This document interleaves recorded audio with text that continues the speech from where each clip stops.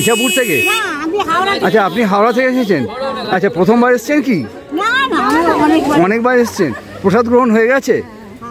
কেমন লাগলো? খুবই ভালো।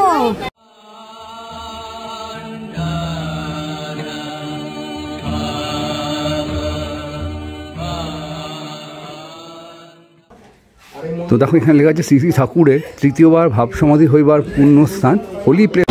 তো বন্ধুরা, এই মুহূর্তে আমি চলে এসেছি আরেকটা স্পট যেখানে রয়েছে লাহাবাবুর প্রতিষ্ঠিত দুর্গা মন্দির, বিষ্ণু মন্দির। শিক্ষক মশাই এখানে পড়াশোনা করাচ্ছেন। দেখো লেখা আছে গদাধর শ্রী। আচ্ছা, শ্রী শ্রী ধনীমাতার স্মরণে, অর্থাৎ ধনীমাতা হচ্ছে ভিক্ষা মা যাকে বলে। আর এখানে পুরো ডিটেলসটা দেওয়া রয়েছে, তোমরা চাইলে আমার ভিডিওটা একবার পজ করে নিয়ে দেখে নিতে পারো কি লেখা। আচ্ছা বন্ধুরা, এবার আমি তোমাদের যে পুকুরটা দেখাচ্ছি, যেই পুকুরের নামে কামারপুকুর গ্রামটার নাম হয়েছে, এই হচ্ছে সেই পুকুর, কামারপুকুরের পুকুর। তো দেখো, এখানে লেখা আছে চিনু শাখারির বাড়ি ও গদাধর বিদ্যা মন্দির। এক সময় এটা অনেকটা ছোট ছিল, কিন্তু রিনোভেট করে অনেকটাই বড় করা হয়েছে। একটু যদি তোমাদের এখান দিয়ে একটু দেখানোর চেষ্টা করছি, জাস্ট একবার দেখো। বিরাট বড় একটা বাড়ি হয়েছে, নিচে স্কুল রয়েছে, আর উপরে সম্ভবত গেস্ট হাউস রয়েছে, যেটা আমি দাদার থেকে জানতে পারলাম। এই হচ্ছে আপাতত, যদি তোমাদেরকে এক ফ্রেমে দেখাই, দেখো কি সুন্দর না বাড়িটা। আমি এখন চলে এসেছি বাঁকুড়া জেলার বিষ্ণুপুর মহকুমার অন্তর্গত জয়রাম বাটিতে। 1853 সালের 22শে ডিসেম্বর পশ্চিমবঙ্গের বাঁকুড়া জেলার বিষ্ণুপুর মহকুমার অন্তর্গত প্রত্যন্ত এক গ্রাম জয়রামবাটি এক দরিদ্র ব্রাহ্মণ পরিবারে পিতা রামচন্দ্র মুখোপাধ্যায় ও মাতা শ্যামসুন্দরী দেবীর কোলে এক কন্যা সন্তানের জন্ম হয়, যিনি রামকৃষ্ণ আন্দোলনের বিকাশ ও প্রসারে অনস্বীকার্য ভূমিকা নিয়েছিলেন। তিনি হলেন সারদামণি মুখোপাধ্যায়। মাত্র 5 বছর বয়সে 1859 সালে ঠাকুর রামকৃষ্ণ পরমহংসদেবের সাথে তার বিবাহ হয়। বিবাহের পরে ঠাকুর রামকৃষ্ণ পরমহংসদেব দক্ষিণেশ্বরে চলে গেল, মা সারদামণি রয়ে গেলেন তার জন্মভিটে জয়রামবাটিতে। আজকে সেই জয়রামবাটি আমি তোমাদেরকে ঘুরিয়ে দেখাবো।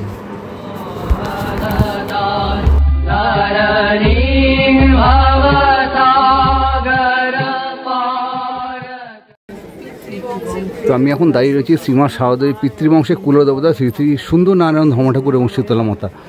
আর এই মুহূর্তে আমি দাঁড়িয়ে রয়েছি মা সারদামণির জন্মভিটাতে। আর এই হচ্ছে আপাতত এখানকার যে অবস্থাটা। ঠিক, কোথা থেকে আসা হয়েছে? ঠাকুরপুকুর থেকে। প্রথমবার?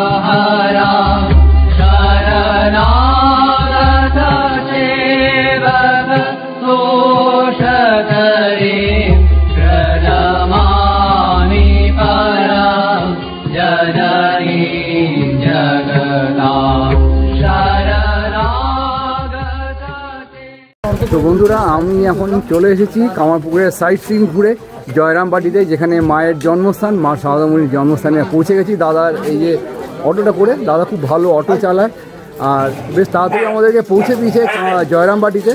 তো দাদাকে একটু জেনে নেব। তো এই যে দাদা খুব ভালো অটো চালায়। আচ্ছা, দাদার থেকে জেনে নেবো, যদি গোঘাট স্টেশন থেকে এখানে পুরো সাইট সিন করে তো কেমন কি খরচা পড়বে? দেখুন দাদা, আপনাকে আমি প্রথমেই বলছি, সাইট সিন অনেক রকম সাইট সিন আছে। 100 টাকাতেও সাইট সিন আছে, আবার 400 টাকা 500 টাকাতেও সাইট সিনটা আছে কামারপুকুরে।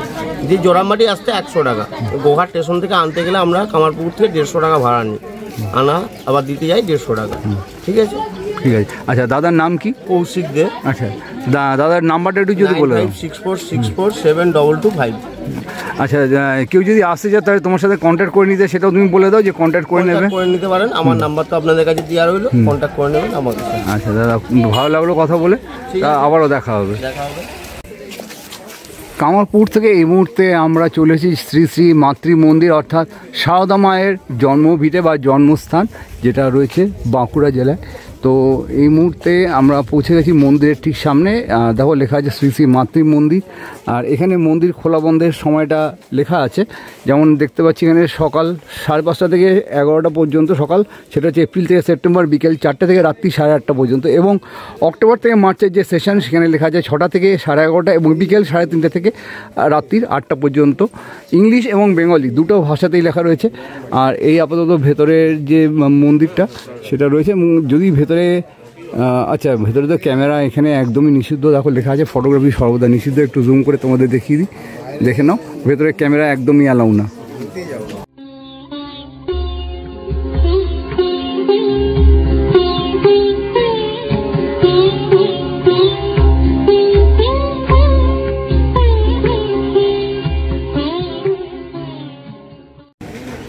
তো ওইদিকে তো রয়েছে মায়ের মন্দির। আর তোমরা যারা গাড়ি নিয়ে আসবে তারা এই যে এইখানে মায়ের মন্দিরের ডান দিকে যে কার পার্কিং স্পেস রয়েছে, দেখো অনেকটা বড় এরিয়া কার পার্কিং স্পেসের।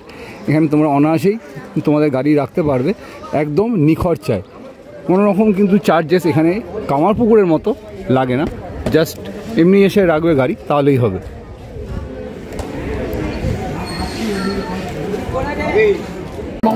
তোমাদেরকে আমি কামারপুকুরের যে 12টা স্পট আছে সেই 12টা স্পট আমি ঘুরিয়ে তোমাদেরকে দেখিয়েছি। যা যা ওখানে দেখার জিনিস সবটাই শেয়ার করেছি তোমাদের সঙ্গে। আর এই মুহূর্তে আমি দাঁড়িয়ে রয়েছি মা সারদামণির জন্মভিটাতে।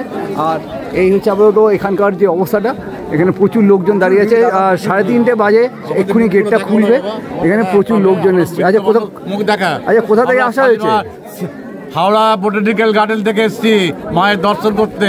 আচ্ছা প্রথমবার এসেছেন? আমরা আগে প্রত্যেক বছরই আসি। আচ্ছা প্রত্যেক বছর মা টানে। গত সপ্তাহে বেলুর মঠ দক্ষিণেশ্বর গেছিলাম। আচ্ছা মা টানে 75 বছরে আমরা 3 জন। হ্যাঁ 3 জনেই আমরা 75 বছর। আচ্ছা এই গেট খুলে দিয়েছে বাবা একটা অমর আকবর অ্যান্টনি। আচ্ছা গুড বাই। তো গেট খুলে দিয়েছে, এখন সমস্ত ভক্তরা মায়ের দর্শন করতে এগিয়ে চলেছে। তো দেখো ভক্তদের রয়েছে, লাইন দিয়ে যাচ্ছে এখন মায়ের মন্দিরের ভিতরে।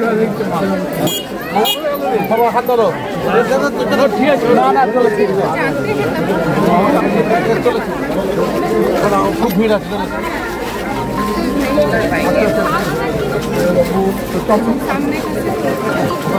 সামনে নয়, আমার সামনে তো এরকম ভিড় রয়েছে, আর পেছনেও ঠিক সেম ভিড়টা রয়েছে। ভিড়টা একবার জাস্ট দেখে নাও। অসংখ্য মানুষের ঢল নেমেছে এই মাতৃ মন্দিরে সারদা মায়ের জন্মভিটাতে মায়ের দর্শন করবে বলে। তো এই হচ্ছে আপাতত আমরা ঢুকছি মায়ের দর্শন করার জন্য। আচ্ছা এইদিকে মায়ের পুরাতন বাড়ি রয়েছে, একটু জুম করে দেখিয়ে দিই। তাহলে লেখা আছে শ্রী শ্রী মায়ের পুরাতন বাড়ি। আর ডান দিকেও সম্ভবত কোনো গোলা রয়েছে এদিকটায়, বা কোনো একটা বাড়ি কিছু হবে। এটা হচ্ছে মায়ের নতুন বাড়ি, ওইদিকে পুরাতন বাড়ি, আর এটা হচ্ছে মায়ের নতুন বাড়ি। তো চলো দেখাতে থাকি। এটা হচ্ছে মায়ের নতুন বাড়ি। তো তোমরা দেখতেই পাচ্ছ যে সবাই মায়ের বাড়ি পুরাতন যে বাড়িটা সেটা দেখার জন্য এখন সবাই চলেছে আস্তে আস্তে করে। তো সেটা আমি তোমাদেরকে দেখানোর চেষ্টা করছি।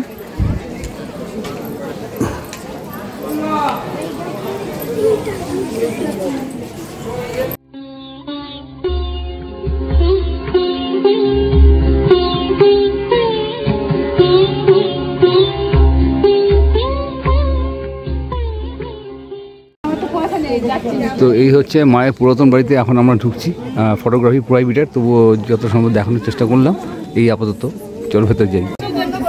তো এই যে দেখছো এটা হচ্ছে মায়ের রন্ধনশালা, আর এটা হচ্ছে মায়ের পুরাতন বাড়ি। আর ওদিকে রয়েছে মায়ের যে বড় যে বাড়িটা, ডান দিকে তো রয়েছে নতুন বাড়ি। এই আপাতত তোমাদেরকে যতটুকু পারলাম আমি দেখিয়ে দিলাম। তো আমি এখন দাঁড়িয়ে রয়েছি শ্রীমা সারদার পিতৃবংশের কুলদেবতা শ্রী শ্রী সুন্দর নারায়ণ ধর্ম ঠাকুর এবং শীতলা মাতা। আর এই হচ্ছে ভেতরে মায়ের মূর্তিটা রয়েছে। চলো একবার দেখিয়ে দিই তোমাদেরকে, দেখে নাও।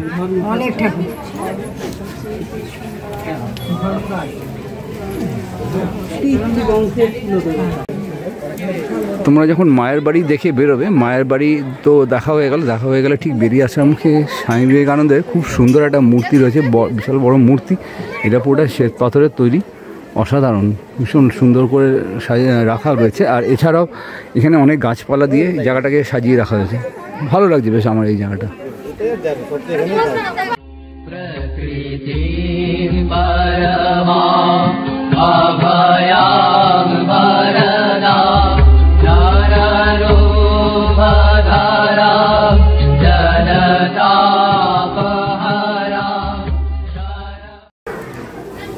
তো এই হচ্ছে বন্ধুরা সারদা মায়ের শ্রী জন্মভিটের মেইন যে গর্ভগৃহ, যেখানে সারদা মায়ের একটা খুব সুন্দর মূর্তি রাখা রয়েছে। ভেতরে ক্যামেরা যেহেতু অ্যালাউড আমি দেখাতে পারলাম না, আমি পরে তোমাদের স্ক্রিনে শেয়ার করে দেবো কীরকম কী দেখলাম। এই হচ্ছে আপাতত এখানে।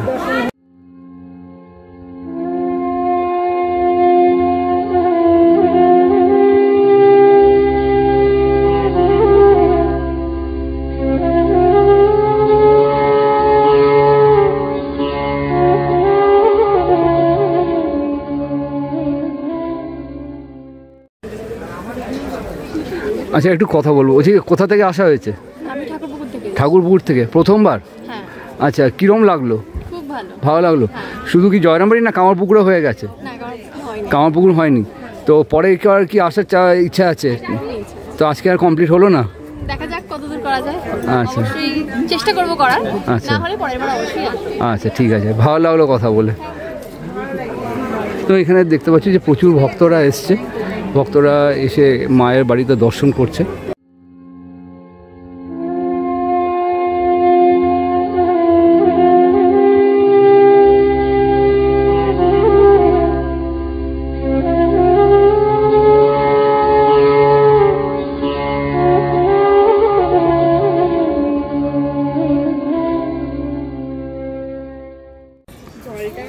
আচ্ছা, আমি তোমাদের কামারপুকুরের পুকুরটা দেখিয়েছি আর লাহাবাবুদের পুকুরটা দেখিয়েছি, যেখানে ঠাকুর স্নান ফান করতেন। আর এই হচ্ছে মায়ের বাড়ির পুকুর, এখানে মা প্রত্যেক দিন স্নান ঘাটে আসতেন স্নান করার জন্য। আপাতত পুকুরটা ঠিক এরকম এত বড় একটা পুকুর রয়েছে, বেশ ভালো লাগে এইসব জায়গাগুলো দেখতে আর কি। এইদিকে তো পুকুর রয়েছে, পুকুরটা এই পাশে রয়েছে বাগান, দেখো কত সুন্দর করে বাগানটা সাজানো, বেশ রক্ষণাবেক্ষণটা করা হয়, সেটা বোঝা যাচ্ছে এই বাগানের এত সৌন্দর্যতা দেখে। এইখানে রয়েছে একটা সারদা ধাম, সকল্ড যাত্রী নিবাস, যারা এখানে এসে রাত্রি যাপন করে তারা এখানে এসে থাকে আর কি। দেখো উপরে আমি কিছু ঘরের মতন দেখতে পাচ্ছি, ডান দিকে এবং বাঁদিকে কিছু ঘরের মতন দেখা যাচ্ছে, যেটা আমি তোমাদেরকে একটু দেখানোর চেষ্টা করছি। এ দেখো, আর তোমাদেরকে এখানে আসতে গেলে তোমরা যে ইমেল আইডি রয়েছে এবং ফোন নাম্বারটা আমি স্ক্রিনে এবং ডেসক্রিপশানে দিয়ে দেবো, সেখানে তোমরা অবশ্যই যোগাযোগ করে আসবে। আর নিতান্তই যদি তোমরা ঘর না পাও, সেক্ষেত্রে তোমরা পাশে মায়ের বাড়ির পাশে লজ রয়েছে, সেই লজে তোমরা কিন্তু থাকতে পারো। লজের নাম্বারটাও আমি ডেসক্রিপশানে দিয়ে দেবো, তোমরা চাইলে ফোন করে নিও। তোমরা যারা এখানে থাকার প্ল্যান করছো, অফিস থেকে কথা বলে তোমরা যারা 4 চাকা নিয়ে আসবে, এইখানটায় তোমরা গাড়ি রাখতে পারো, গাড়ি রেখে। আর এই যে থাকার যে জায়গাটা রয়েছে সারদা ধাম, এখানে থাকার সুব্যবস্থা রয়েছে, তবে তোমাদেরকে অফিসে কথা বলে তবে এখানে গাড়ি নিয়ে আসতে হবে, তবেই তোমরা এখানে গাড়ি পার্কিং করতে পারবে। প্রত্যেকটা মন্দিরে গেলে আমি যেটা তোমাদের সঙ্গে শেয়ার করি, মন্দিরে তো চলে আসলে বাথরুম কোথায় করবে বা ওয়াশরুমটা কোথায়, সেটা জিজ্ঞাসা করার জন্য আমি তোমাদেরকে দেখিয়ে দিলাম। দেখো এখানে লেখা আছে শৌচাগারটা ওদিকে, কারণ মায়ের মন্দির থেকে এপাশে বেরিয়ে এসে ডান দিকে ঘুরে গেলেই পৌঁছে যাবে তোমরা ওয়াশরুমের দিকে, ওদিকেই রয়েছে ওয়াশরুম ডান দিকে। আর ওয়াশরুমে যেতে যেতে ঠিক এই যে জায়গাটা দেখছো সারদা সদাব্রত, এই হচ্ছে প্রসাদ কক্ষ। এখানে মায়ের বাড়িতে এলে তবে তোমরা এখানে প্রসাদ গ্রহণ করতে পারবে এই কক্ষে।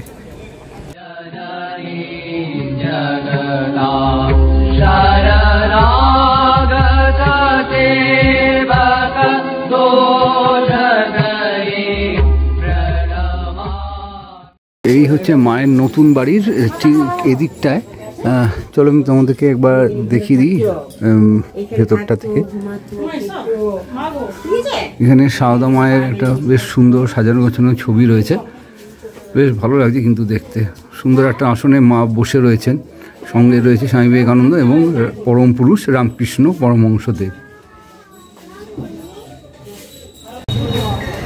মাতৃ মন্দির থেকে বেরিয়ে এলে তোমাদের ঠিক বাঁ হাতে এখানে শ্রী মাতৃ মন্দির শোরুম বুক স্টল পাবে। যেমন দেখো এখানে কি কি জিনিস পাওয়া যায় সমস্তটাই আমি তোমাকে স্ক্রিনের মধ্যে দেখিয়ে দিচ্ছি, তোমরা চাইলে ভিডিওটা আমার পজ করে নিয়ে দেখে নিতে পারো। আর এই হচ্ছে সতীশ সদন, যেখানে মায়ের একটা খুব সুন্দর ছবি রয়েছে। একবার ছবিটা জুম করে দেখাই। মা বসে রয়েছেন, বসে বসে ভক্তদের খাবার দাবার যাদের ঠিকমতো আহার গ্রহণ করে সেটাই দেখছেন। আর ওপরটা বেশ সুন্দর লাগছে, আর ভেতরটা তো খুব সুন্দর করে সাজিয়েছে। আর ভেতরে এই সকল জিনিসগুলো পাওয়া যায়। চলো একবার জয়রামবাটিতে তোমরা যদি আসো, এখানে আরেকটা দর্শনীয় স্থান যেটা রয়েছে সেটা হচ্ছে মা সিংহবাহিনীর মন্দির। আমি এখন পায়ে পায়ে এগিয়ে চলেছি সিংহবাহিনীর মন্দিরের দিকে। তো এই যে রাস্তাটা যাচ্ছে, সেই রাস্তা ধরে এগিয়ে গেলেই পৌঁছে যাব মা সিংহবাহিনীর মন্দিরে। তো চলো যাওয়া যাক মায়ের মন্দিরের উদ্দেশ্যে। তো এই রাস্তা ধরে আমরা হেঁটে হেঁটে চলে এলাম মা সিংহবাহিনীর মন্দিরে। মন্দিরটা বেশ সুন্দর, এখান থেকে চূড়োটা দেখা যাচ্ছে। আর এখানে বসার জন্য অনেকটা বড় একটা চাতাল রয়েছে। আর এই হচ্ছে মা সিংহবাহিনীর মন্দির। তো চলো আমি ভেতরে গিয়ে একবার দর্শন করাবার চেষ্টা করব। আচ্ছা, এই যে দেখছো এখানটায় হাঁড়ি কাঠের একটা ব্যবস্থা রয়েছে, কিন্তু হাঁড়ি কাঠটা নেই, পরে যখন পুজো টুজো হবে তখন এখানে লাগানো হবে। আর এই হচ্ছে আপাতত সিংহবাহিনীর মন্দিরটা। তো চলো মায়ের মূর্তিটা তোমাদেরকে দর্শন করাই, এপাশ থেকে দেখানোর চেষ্টা করছি।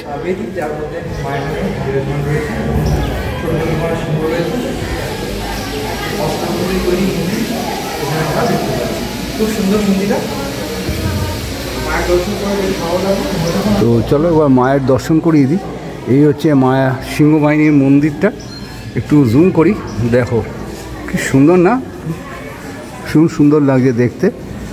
ঠাকুরের একটা ছবি রয়েছে আর মা সিংহবাহিনীর একটা মূর্তি রয়েছে, আর ছোট ছোট তিনটে কি রয়েছে আমি ঠিক বুঝতে পারছি না, একটু জুম করি। যদি তোমরা কেউ জেনে থাকো এটা কি আমাকে অবশ্যই জানিয়ে দিও। বেশ ভালো লাগলো।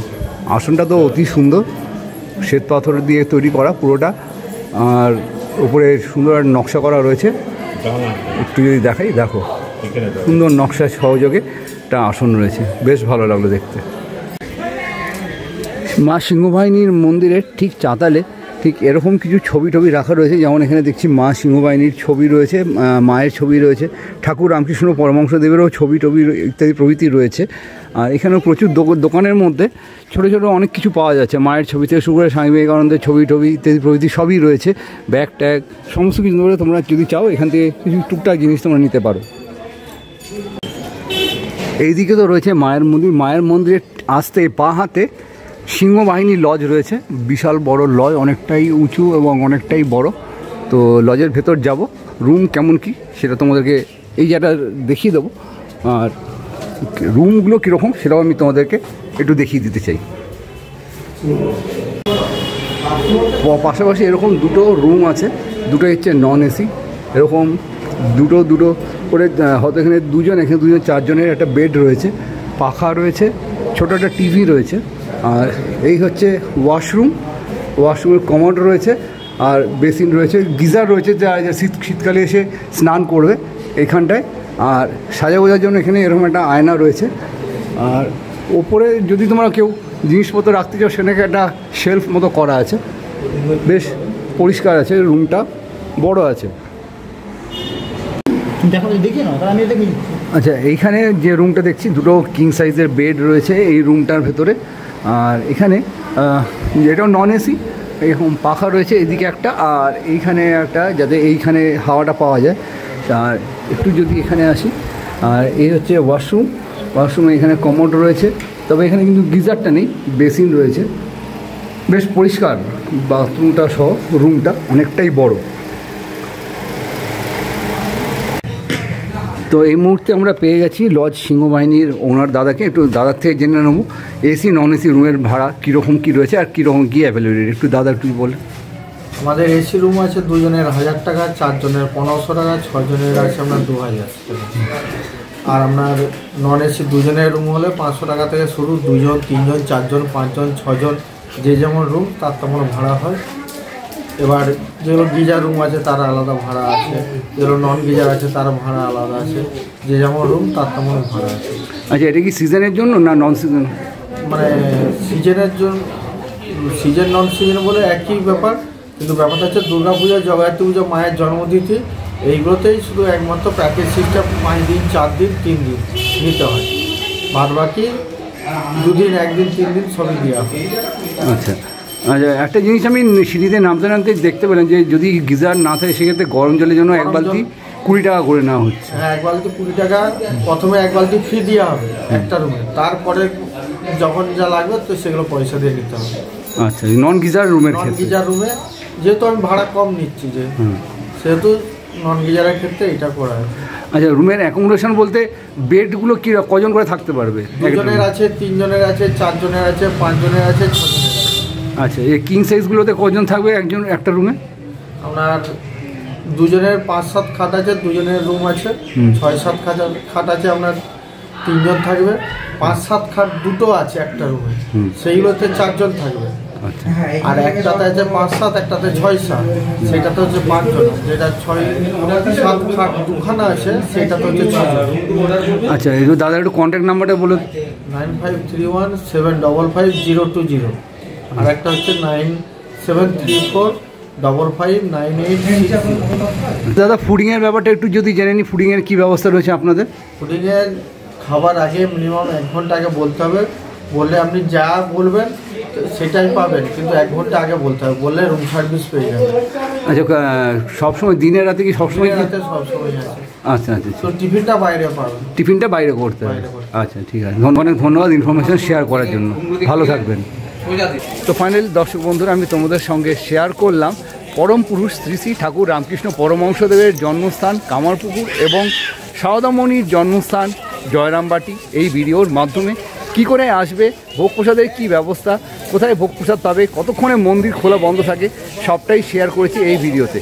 তো ভিডিওটা কেমন লাগলো অতি অবশ্যই আমাকে কমেন্ট করে জানিও, ভালো লাগলে অবশ্যই একটা লাইক করে দিও, লাইক করার পাশাপাশি ভিডিওতে একটা হাইপ করে দিও, হাইপ করে দিলে আমার ভিডিওটা লিডারবোর্ডে প্লেস পাবে। আর এরকম কন্টেন্ট পাওয়ার জন্য আমার চ্যানেলটিকে অতি অবশ্যই সাবস্ক্রাইব করে দিও, সাবস্ক্রাইব করার পাশাপাশি বেল আইকনটি বাজিয়ে দিও, ফলে আমি যখন কোনো নতুন ভিডিও দেবো তোমার মোবাইলে চলে যাবে সবার আগে, সবার প্রথমে। আর ভিডিওটা প্রচুর শেয়ার করে দিও তোমার ফ্রেন্ডস অ্যান্ড ফ্যামিলির সাথে। তো চলো, দেখা হচ্ছে পরবর্তী নতুন কোনো ব্লগে, অন্য কোথাও ভালো ভিডিওতে, অন্য আপডেট নিয়ে। ততক্ষণের জন্য বিরতি নেবো, ভালো থেকো, সেফ থেকো, বাই।